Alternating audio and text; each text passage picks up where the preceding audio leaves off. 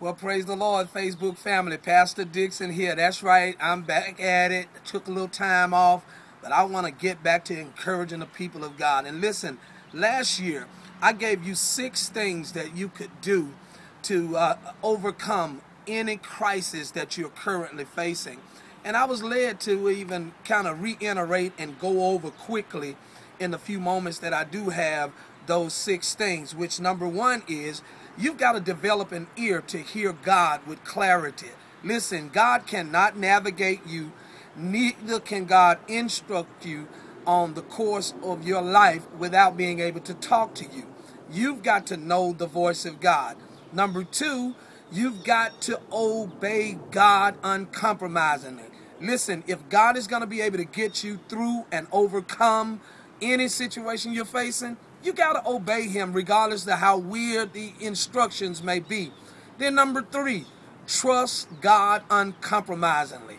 Whatever God gives you by way of instruction, you've got to trust. When you know that you know that you know God has spoke something to you to do, you got to trust that what he told you to do will work for your good.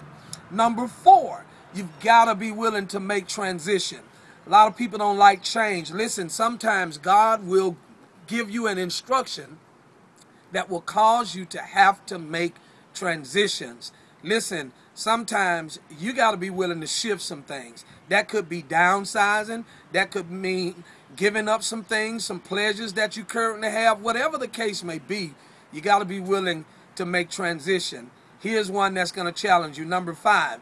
You've got to follow the instructions that are given to you by your pastor. You got to do that on every end. In other words, you got to obey the words of the prophet. And then number 6, guess what? You got to sow.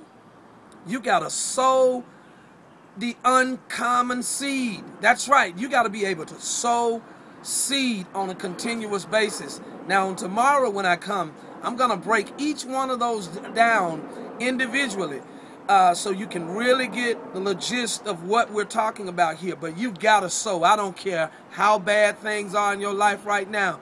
You got to sow seed. All right? Glad to be back, and I'm looking forward to encouraging the people of God on tomorrow. Be looking for me with a word of inspiration from Pastor D.